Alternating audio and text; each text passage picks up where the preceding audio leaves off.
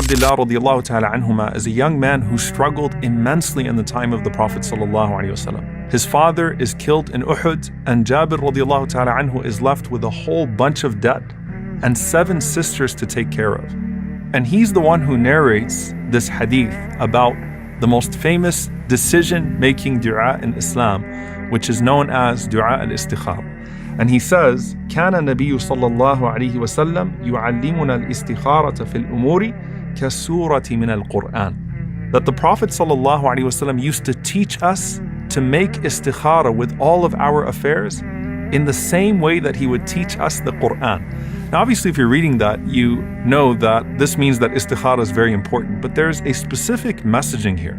Just like you resort to the Quran, just like the Quran has guidance in all affairs of your life, just like you have the repetition of the Quran, just like you have the precise wording of the Quran, you have Salatul Istikhara.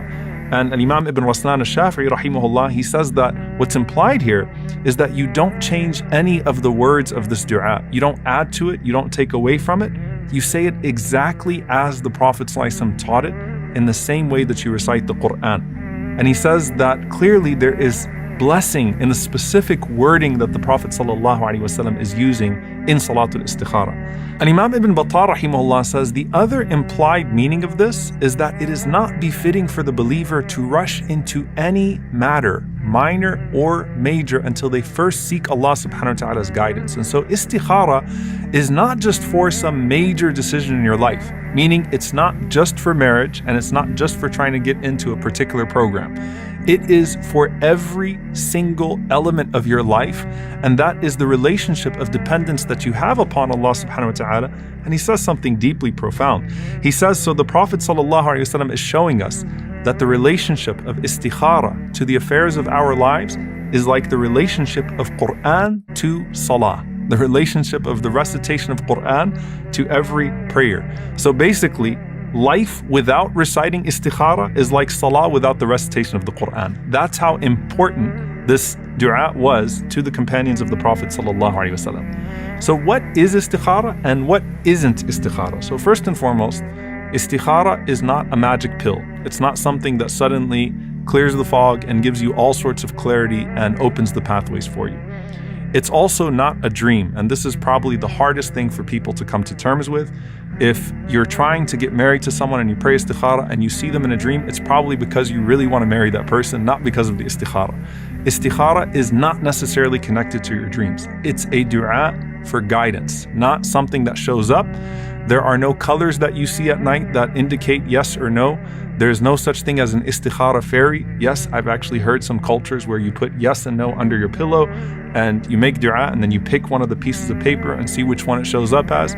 That's just our desire to always get the direct answer that we're seeking from Allah subhanahu wa ta'ala. But part of our dependence upon Allah subhanahu wa ta'ala is giving the process to Him and giving the outcome to Him. And so istikhara is actually asking Allah subhanahu wa ta'ala to guide you to the right way after you have done everything in your power, in your capacity to find the right way.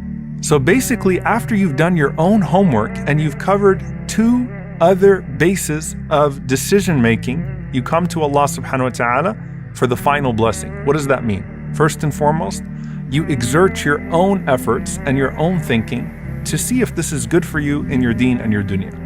Secondly, you consult righteous people. You seek consultation. You do istishara, which is seeking people's advice to see if this is really the best thing for you in your deen or your dunya.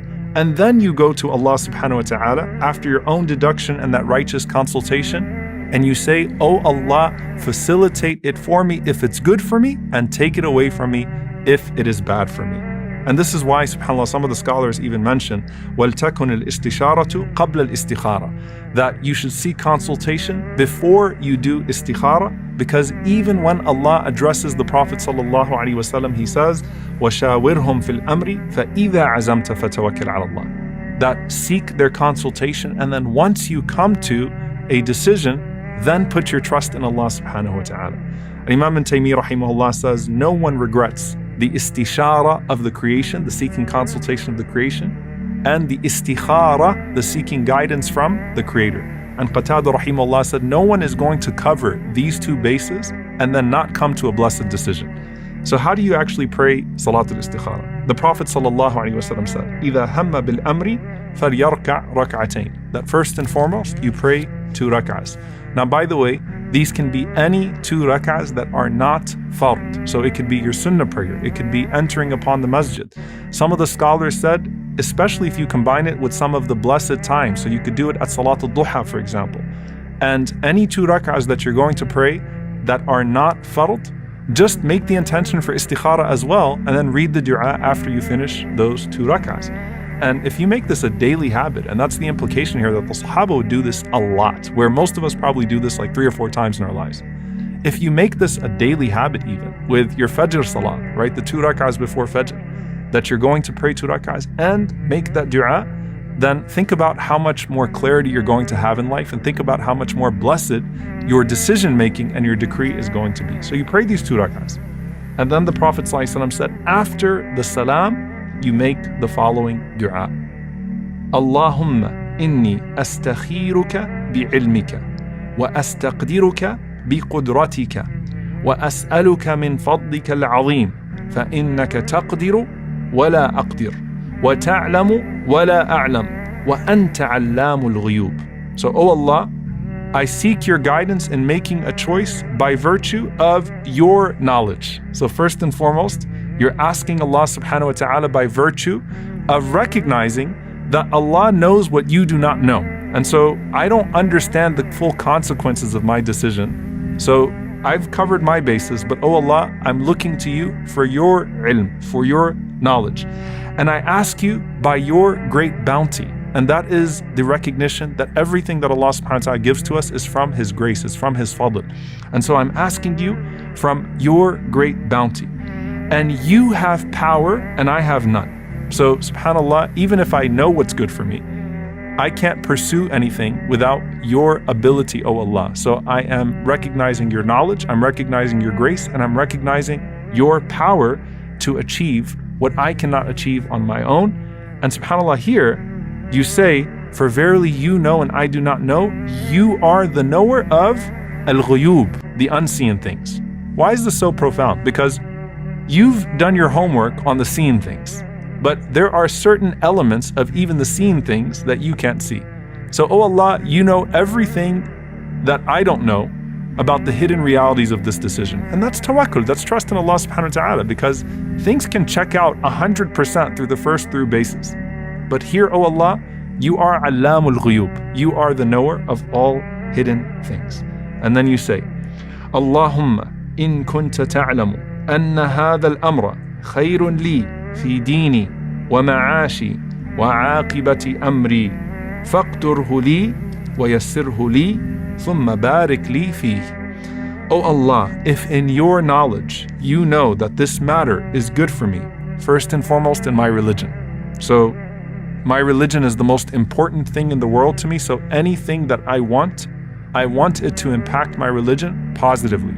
If it's going to impact my religion negatively, then I definitely don't want it, even if it's good for me in regards to my worldly affairs. So first and foremost, you know that this is going to have a positive impact on my deen. Secondly, on my livelihood. Thirdly, aqibati amri, which is the final outcome of my affair, which is the hereafter. So, oh Allah, if you know that this is good for me in my deen, in my livelihood, and in my final outcome, when it's all said and done, aqibati amri, in the hereafter, then 3 things. Ordain it for me. So you ask Allah subhanahu wa ta'ala for the qadr of it, which is the decision. So ordain it for me. Secondly, make it easy for me. So make the process easy for me as well, O Allah. Thirdly, bless it for me. So the outcome, also, let it have barakah in it, O Allah. SubhanAllah, you're asking Allah subhanahu wa ta'ala for the qadr of it, for the yusr of it, and for the barakah of it, for an easy decision, for an easy process, and for a blessed outcome.